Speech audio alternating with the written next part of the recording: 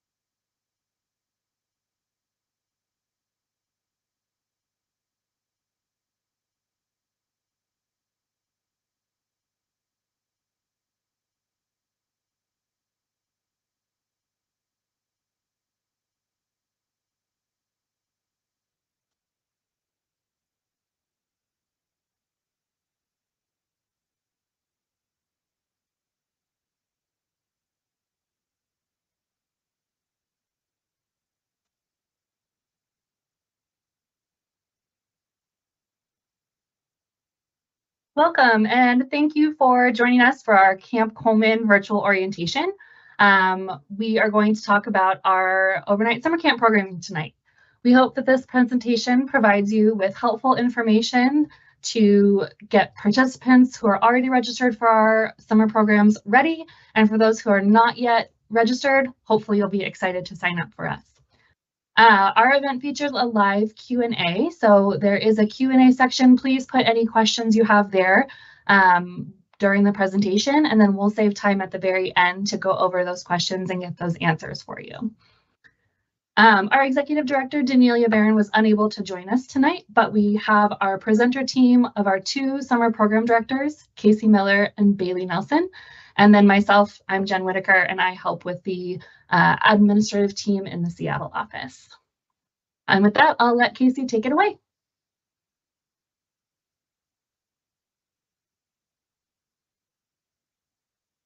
So YMCA Camp Colman serves youths grades 1 through 10 for traditional camp programs and grades 9 through 12 for teens and leadership programs. A typical week at camp runs for 6 days with campers arriving on Sunday afternoon through Saturday morning.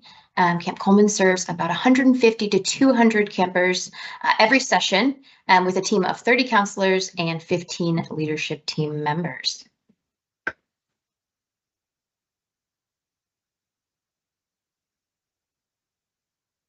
Camp Colman is located in Long Branch, Washington, on the Key Peninsula, past Gig Harbor, right next to Joema Beach State Park. We offer bus transportation from the Matt Griffin YMCA in SeaTac. You can also drive your camper directly to camp, and staff will be there to check you in. Participants will receive an email confirmation of their transportation method, location, and times about 2 weeks prior to the start of their session.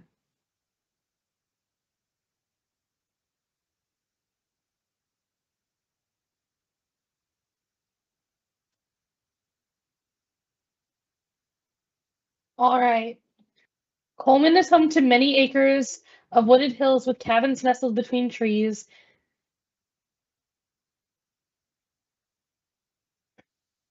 Campers can enjoy scenic views of the Olympics while paddling on our adjacent lagoon.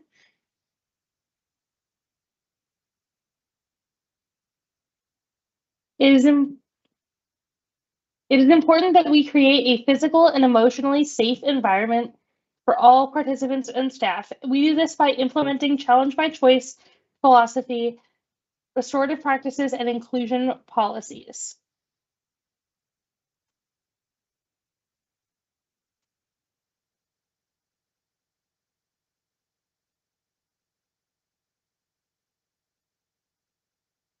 All right. We hire staff from all over the world. All of our staff are carefully selected and extensively trained. They go through an application process with references, a national background check. They're all certified in CPR and first aid, and they attend several weeks of training in preparation for their roles here at camp. Additional training is required for our staff who are in specialized locations, like our lifeguards on our waterfront and our high ropes course team. To ensure the health and safety of all of our participants and staff, our healthcare team consists of a nurse, health and wellness aides, and an on-call doctor to help manage medication distribution and respond to any accidents or illnesses on camp. If your camper does require any special medical care, please be sure to include that in your camper care info form that we request prior to your camper's arrival.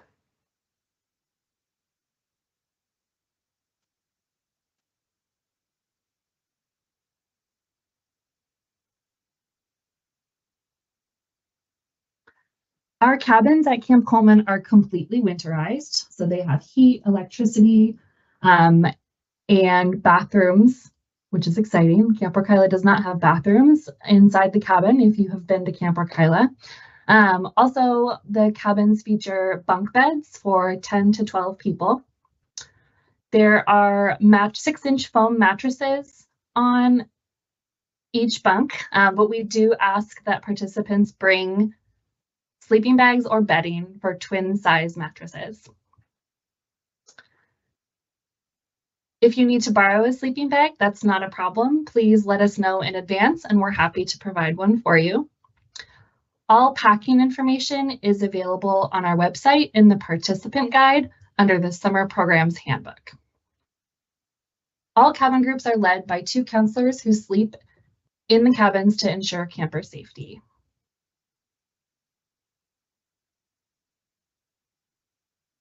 Our cabin groups are typically grouped by gender, identity, and age, or by appropriate developmental stage. During our All Gender Week, cabins were grouped only by age. We're able to honor buddy requests by campers within 1 grade level of one another. So, for example, a 4th grader and a 5th grader who request to be together will probably be in the same cabin. We will not put a 3rd grader and an 8th grader together, however. Our buddy groupings are capped at 3 campers per cabin.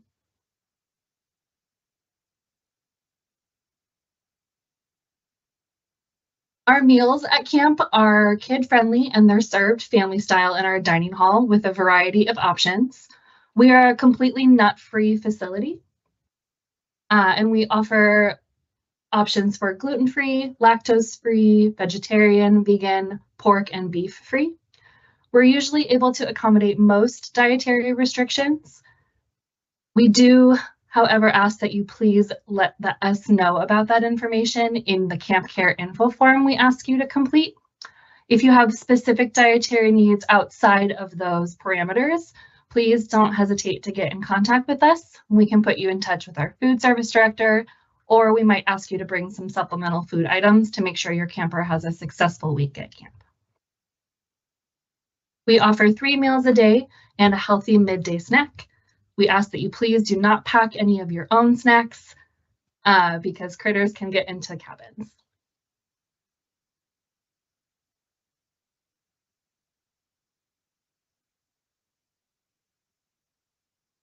And now for the fun stuff. At camp, we have a wide range of activities that are offered, broken down into 4 categories.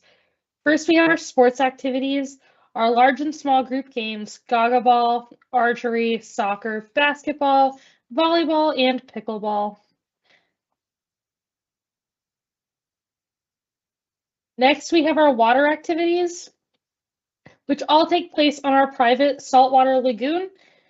There is a dedicated swimming area that is roped off from the boating area where campers can canoe, kayak, or try stand-up paddleboarding.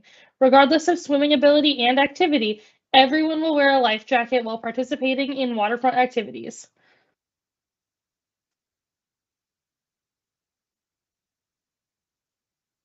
Our team building activities include the climbing tower, low ropes initiatives, group games, vertical playpen, and our giant swing, of which we have a short video to share.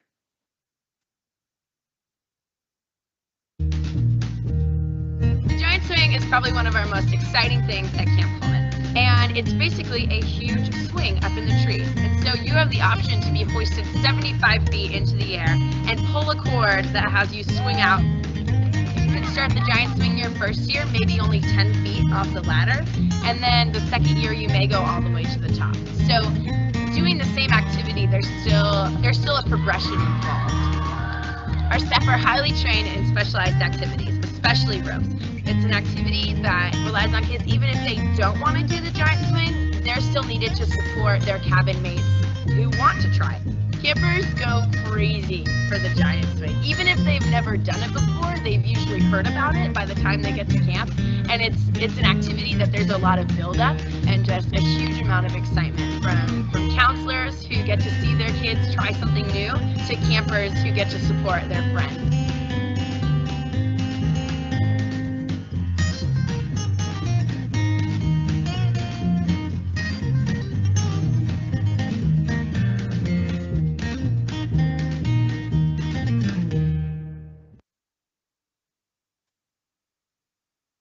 Finally, we have our arts and nature activities. These include arts and crafts, drama, nature walks, yoga, and marine science, and beach walks.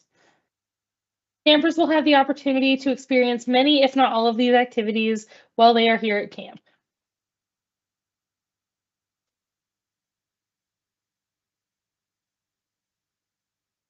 Each day at camp ends with an activity, an evening activity or a campfire where campers can gather. They reflect on the day with songs and games and stories. Before they go to bed, cabin groups have a chance to participate in an Embers session, which is when they'll be able to talk about our core values, which are caring, honesty, respect, responsibility, and a passion for excellence. This might be posed in the form of a brief check-in, a group question, or a quiet reflective activity.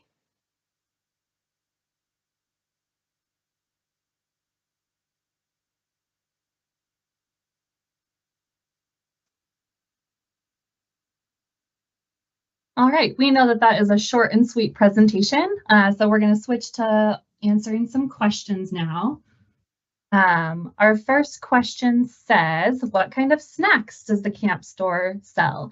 And we actually don't have any snacks for sale at the camp store at Camp Colman. All of the snacks and food will be provided by the dining hall. Snacks include things like fresh fruit. We might have some goldfish crackers, string cheese, and of course we take any dietary restrictions into consideration before serving any snacks. Another question is there a modified packing list for mini campers? Great question. There is not a different packing list. You'll notice on the packing list that we have some recommended numbers of items, maybe like 5 to 7 t-shirts or 4 to 5 pairs of shorts or pants for a full week. You'll just want to modify that for the number of days that your mini campers will be attending.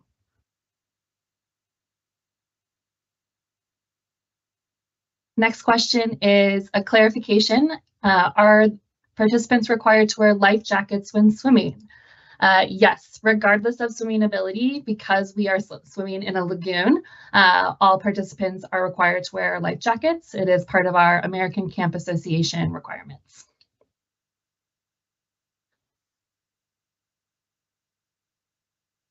All right, Casey, I've got a good question for you about the giant swing. For the giant swing, do you get to go all the way up? We thought we heard that this is only for the second year of attending camp. Yeah, that's a great question. I think in the video that was an example of just someone stepping out of their comfort zone a little bit. I think something that we do at camp really well is encourage campers to step into whatever comfort zone they're happy with, and sometimes getting halfway up the ladder in that activity or any others is just an example of doing something that's challenging for them, and for that example, the next year they went a little bit further because of the personal growth that they might have had here at camp. So we celebrate any steps up the ladder that anyone can get on the giant swing. Perfect.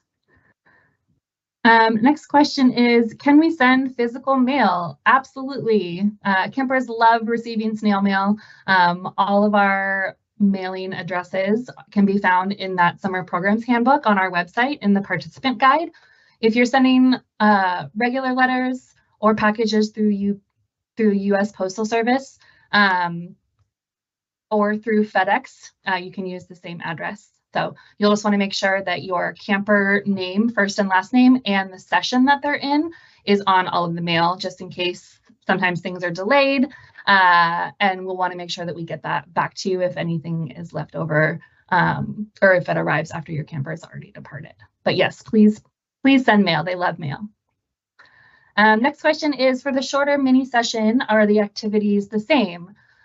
Yes and no. Most of the activities will be the same. They might just be slightly modified because the kiddos who are attending those shorter weeks tend to be slightly younger ages, but mostly they'll get to do the same activities.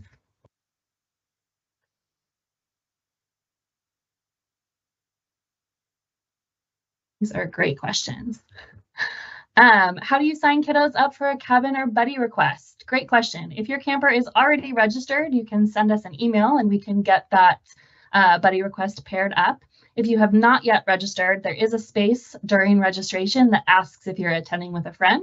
We just ask that it's a mutual request and that we receive that information at least 2 weeks prior to the start of your camper session so that we can make sure our staff have enough time to make sure that request is entered. Bailey, I've got a good question for you about cabins.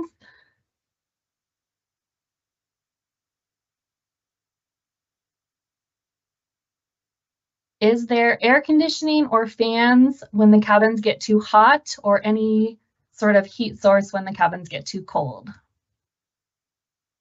So our cabins do have stoves in them for heat. They all have windows with screens so that we can get airflow in that way, as well as we do have fans that we bring out when it gets to those temperatures. Great. And then Bailey, I've got another question for you. What's the policy on phones and electronics? So here at camp, we ask that all electronics stay home with their adults back in their, like, wherever their home is, their electronics should stay. So we would like to see electronics not come to camp. That way our kids can really connect and build those relationships here. Perfect. Question about activities. Bailey, I'll keep it on you. Is badminton still an option? I think we still have badminton, but we did upgrade the court so that it is easier to also play volleyball there as well.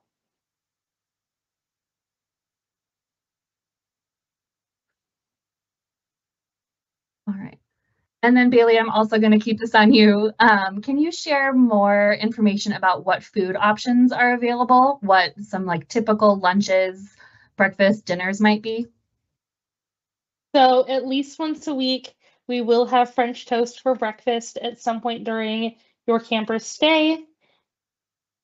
And we have very kid-friendly meals. There's often pasta at some point during the week.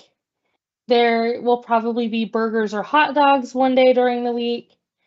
And even if there are things that campers are not interested in eating, there is always a salad bar, and always there's like an optional table with an assortment of things like the stuff to make a sun butter and jelly sandwich and salad and fruits. So there's always a wide variety for our kiddos. And what about beverages with meals? So at breakfast and dinner, there will always be a variety of types of milk available. At breakfast, there will always be an assortment of juices like apple, cranberry, and orange. And at all meals, there will be water pitchers on the table for campers to get some water and refill those water bottles. Great, thank you. Casey, I'm going to pass it back to you for a couple of questions. We've got a question about what a typical day looks like. Are you able to go through the daily schedule? Yeah, absolutely. So when campers wake up in the morning, they'll spend some time with their counselors before breakfast to do some check-in time. After breakfast, they move into some activities, and those are activities that typically the campers are choosing and letting us know beforehand. We will schedule them for their preferred activities to the best of our ability. So you might see them go to archery that morning. They might go boating that morning, just dependent on our schedule. We do typically provide all the activities throughout the day, all of our traditional camp activities. And then we have lunchtime. Right after lunchtime, we do provide some time for campers to rest. We call that our turtle time.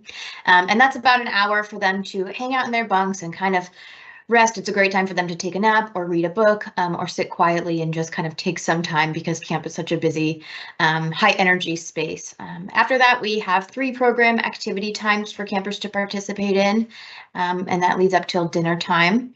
After dinner, could look a lot of different ways. Sometimes we do mellow activities like a campfire, where campers will have some time to connect with their cabin mates, and sometimes we'll do all camp activities, which we call our evening programs.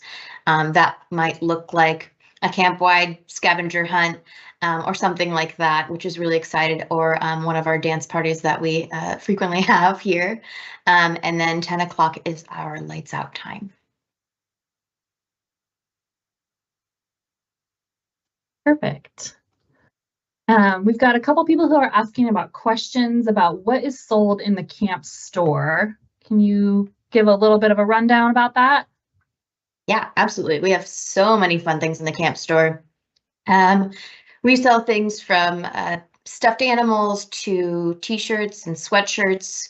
We have some really awesome water bottles and mugs that we have this summer. We have croc gibbets and pencils and postcards, which is exciting. And we also do sell stamps for those postcards, which is great. And we'll work with campers on making sure those get addressed correctly. We have some really wonderful Camp Colman socks, which I'm a big fan of.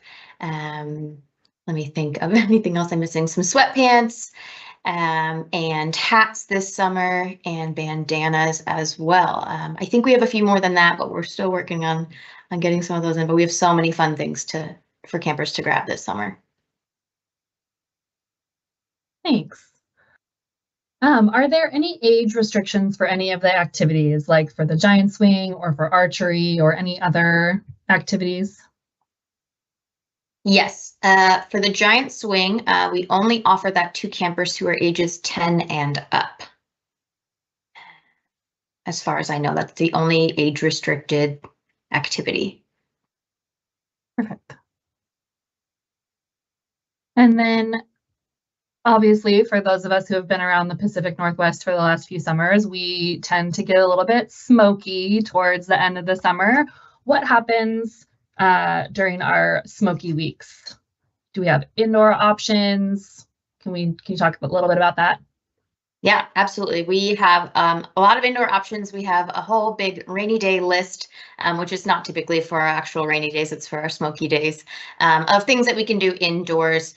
We have a lodge that can close up completely, and we can close all those windows, as well as a few other indoor spaces on camp where kids can be if we get to the point where that's a hazard. And we have a great team who does an excellent job of keeping us up to date on any potential hazards in terms of not only as far as smoke goes. Perfect. this seems related to smoke, but it's not. Will there be s'mores roasting opportunities? Absolutely, yes. Absolutely.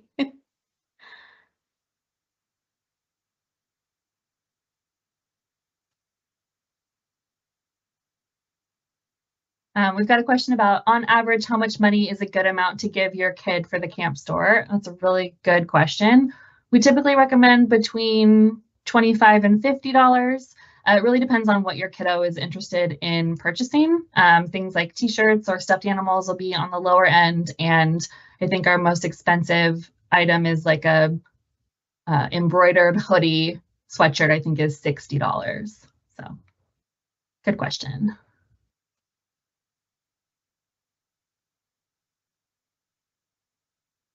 Casey, related to electronics, we've got someone who is concerned about what happens for safety. So are parents able to get a hold of campers? Obviously, if they don't have cell phones, what is sort of our emergency procedure? Yeah, that's a great question. So in terms of if someone at home would like to check in on a camper, you are absolutely welcome to go ahead and give camp a call to one of our director's offices, and I am more than happy to go talk to that camper's counselor and see how they're doing and check in about their day, and relay that information back to you. In terms of safety, if anything were happening specifically here at camp that you would need to know about, our admin team would probably make that communication happen. But in terms of camper communicating with people at home, the best things we do here, I think, are so wonderful, is that we encourage campers to write letters and encourage people from home to write letters as well. But again, if there is a safety concern that you have at home, and you have questions, I'm happy to have those conversations with you, and see how your camper's doing and let you know the wonderful things that they've been doing here at camp. Yeah, thanks, Casey. So just to reiterate, we are an unplugged camp, so campers are not allowed to bring cell phones or electronics, mostly because we don't have outlets for them to charge things, but we want them to be connected with the people that they are with at camp and not on their phone. So phones are not allowed for any participant at camp. Let's see.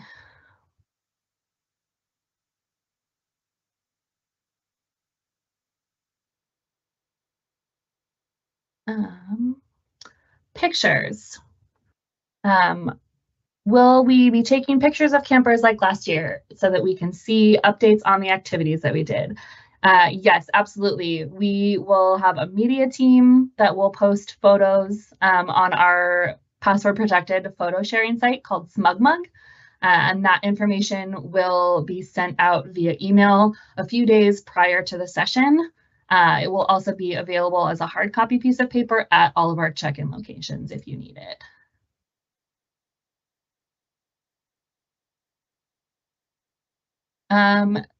Casey, I've got another schedule question. Lights out is listed in our handbook as 10 p.m. and wake up is 7 a.m. Is that true for all ages? Will that be adjusted at all for teen week or for mini camp?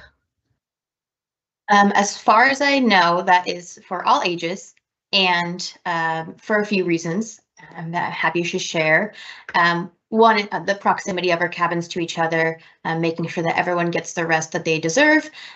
So if we allowed one cabin to, even if they're a little bit older, that might interrupt the sleep of some younger kids who might need a little bit more of that important rest. We also have neighbors who we want to respect. That's an expectation that we have all year round. I think something important to note is that teens, I think the teen weeks go to bed a little bit later. They have a little more leeway because they're the only ones here. It's all teens that week. So for that one, we'll have a little more leeway. I don't know the exact time off the top of my head, but that's a great question. I think something that I did want to mention as well in terms of kind of wake up time and bedtime is that a lot of kids do wake up before 7 o'clock. And if your kiddo is someone who tends to wake up a little earlier, a great thing to recommend to them would be to bring a book and bring a small maybe craft that they can do in their bed, so that they're giving other campers the opportunity to get the sleep that they need as well.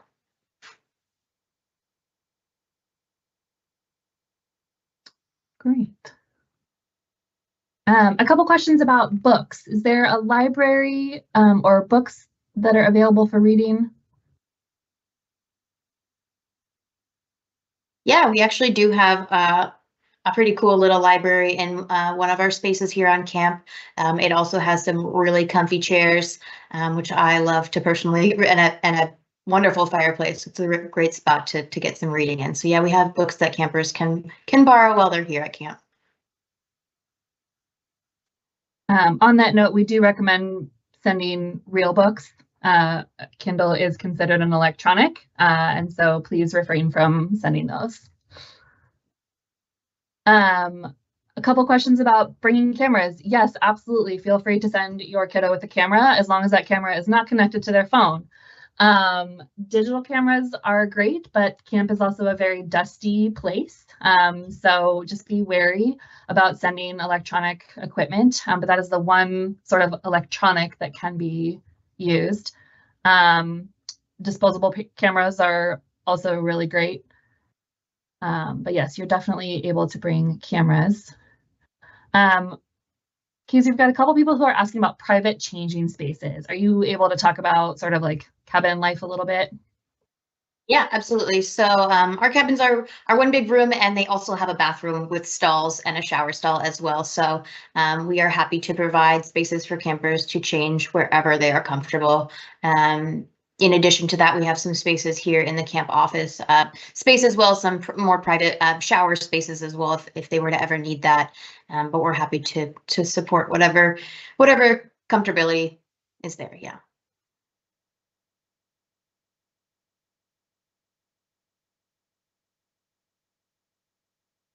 All right. And then what about homesickness? Can you talk a little bit about our inclusion team and how counselors are trained on homesickness? Yeah, absolutely. I think missing home is a really common part of camp. It is something that campers and staff experience, even having been here for many years or been to other camp for many years. So it's something that we really handle, I think, really well. Not only are our counselors trained to have those conversations and meet the campers where they're at and support them during that challenging time, I think we also have, well, not I think, we have a really wonderful team of inclusion specialists who their role is specifically to work with campers who need a little bit extra support for homesickness and for other reasons. I think that again, it's a really common thing here at camp. It's really normal the first night or two. And typically we see by the last few nights, campers are feeling the exact opposite and are wanting to stay at camp. So we really work through those things with them. We validate them and chat with them about things that they're excited about at camp and create a space where they feel really comfortable and safe here, because very often homesickness is just a lack of understanding of their new surroundings. So we provide them with a lot of opportunities to tour the camp and make new friends and create connections with the adults who are here, and that tends to really help.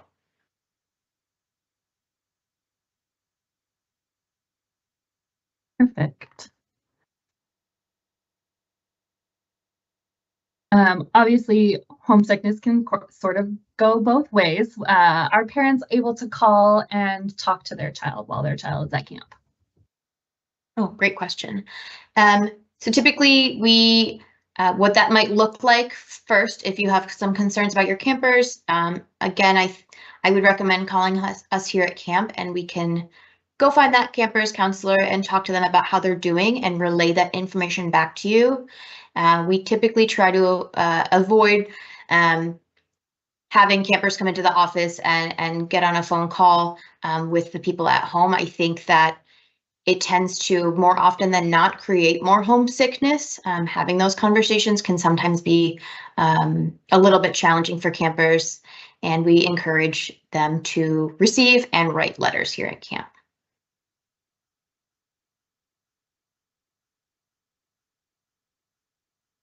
Perfect.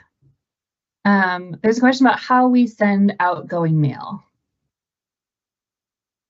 Yeah, so we'll send we'll do post office trips every day of camp. So we'll go pick up mail and send outgoing mail every single day. One great tip is that if you want to send mail to your kids here at camp, to send them a couple days before your camper arrives so that there's mail waiting for them.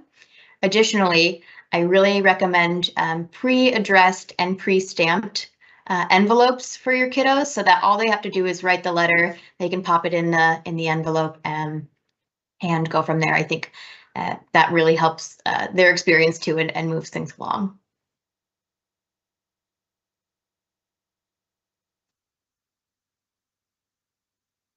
Perfect. We have an excited camper who just wants to go right now.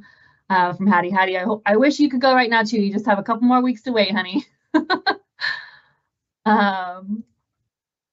Let's see. A couple more. Ooh, here's a good question. What is the procedure about bullying? If we have a parent who might be concerned about that or a participant who might be battling that in other walks of life, can you talk about how our staff are trained in bullying prevention?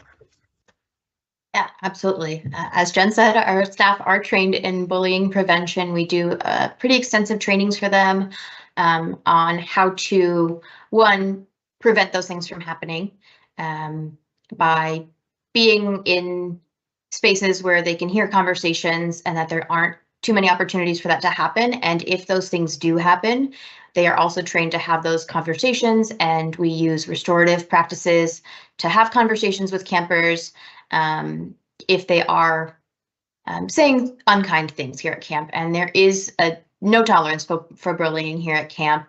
If those things are happening, we're taking them seriously, and we don't allow them to continue. Our campers' safety is our priority, and that includes their emotional safety. So if cabin counselors are having those conversations because they hear of something that happened that was not okay, and they're having trouble with it, they might come to our leadership team. We have a great inclusion team and lots of people to support those campers as well. So yeah, just to be really clear, we don't tolerate bullying here at camp, and we do everything we can to prevent it and stop it. Awesome. Thanks, Casey. Bailey, I have some questions for you. Since you have been at camp the last few summers, can you talk about how the mosquitoes are at camp, if they are in plenty or if it's not really a problem? I find that by the time summer camp starts, we really don't have that many. I would say beginning of May is when it's worst, and then it just kind of dissipates as we get into summer camp. Perfect.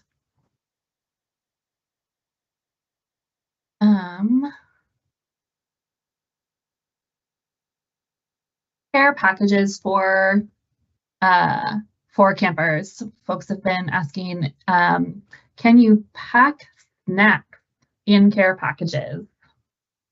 We ask that people do not pack snacks in their care packages. If snacks end up at camp, they will end up stored in our health office, where campers can then check them out at a time that is appropriate so that we don't have snacks in our cabins. My advice would be to avoid sending snacks as well, because not only can critters find said snacks, but because of all of the allergies that we might have, you might not know who's in your cabin who might have an allergy. So if you can refrain from sending snacks, that's just a good rule of thumb. Let's see. And then another question is there an outline of some of the activities that happen specifically during Teen Week, knowing that that is a more specialized week of camp? So for Teen Week, we'll do some extra evening programs. They'll get some activities that are very specific to them, like an ice cream social, and like they'll get a late night activity that is focused more on just the like having fun with their group of friends, with the other cabins and the other campers here at camp. And Teen Week We also let them wake up later and go to bed later. So it's just kind of a different and really fun teen program.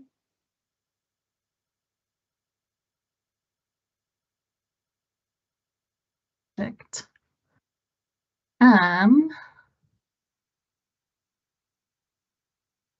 We've got a couple other transportation questions. I'll take those. So yes, information about check-in and check-out for either bus transportation or camp information is available on our website in the participant guide. We have another question about how long the bus ride is. It's about 90 minutes, maybe a little bit shorter from SeaTac. The buses that we use are charter buses, and they do have bathrooms on board, which helps, but we will be checking in at the Matt Griffin YMCA and SeaTac, which also has a bathroom that can be utilized before kids get on the bus, but it is about 90 minutes. So you'll just want to prepare for that. That's true leaving from the Seattle SeaTac area if you're driving as well. Store money question. If you put money into the store account and for them to spend and they don't spend it, do you get it back? Great question. There are two ways for store money to work. When you sign up for store money to put it on your account, you can choose either to donate any money that is left over to our scholarship fund, or you can check that you'd like that to be credited back to your account. Once the entire summer is over, for anyone who has selected the credit back, that will automatically go back onto your account to be utilized for next year. Great question.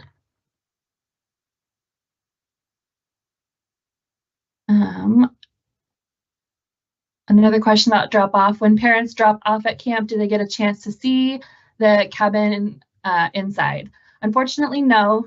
We are a drive-in check-in. So you'll stay in the vehicle for the majority of the ride. You'll be able to help your kiddo unload their luggage either at the sport court or at the ball field, where they'll meet their cabin groups. And then once everybody in their cabin has arrived, the entire cabin will walk down to their cabin together.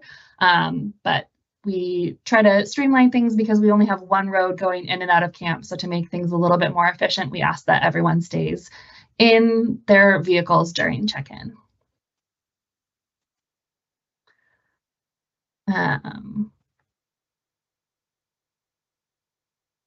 Let's see. Do the cabins have hot water? Yes, they do. We have heat and electricity in all of our cabins, and they do have hot water available. It looks like somebody heard that kids might only have 3 minutes to shower. Is that true? No, it's not. We do have some shower time built into our schedule. There are a few different opportunities for kids to shower, but knowing that we've got 10 to 12 people in a cabin sharing water, it might be quicker, but it's not a time limit. No one's standing there with a stopwatch, but that's a good question.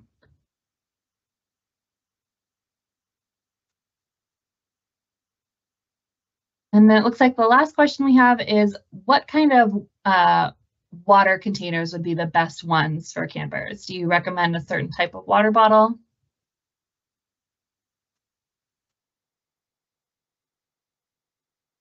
Bailey or Casey, I'll let you guys take that one. Take that. As far as water bottles, I would just suggest something that has a really good lid and something that can hold a pretty good amount of water. And we really encourage campers to be hydrated while they're here at camp during their busy days. So as long as it's something that will not leak out and that will hold a good amount of water to keep them hydrated. We have plenty of places to fill up water around camp, but definitely something with a lid.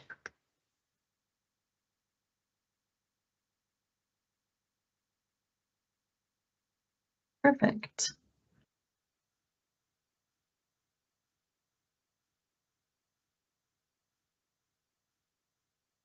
All right, and the last question we have is, what type of luggage is recommended to bring? Great question. I can take that one. I think any type of luggage that I think knowing that campers might have to move their luggage around a little bit.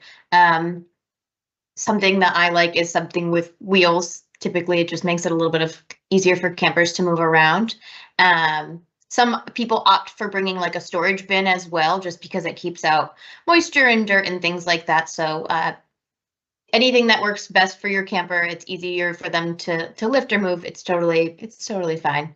I recommend one large vessel for everything though, just for ease of movement. Perfect. And that's all the questions we've got. So Casey, I'll let you close this out.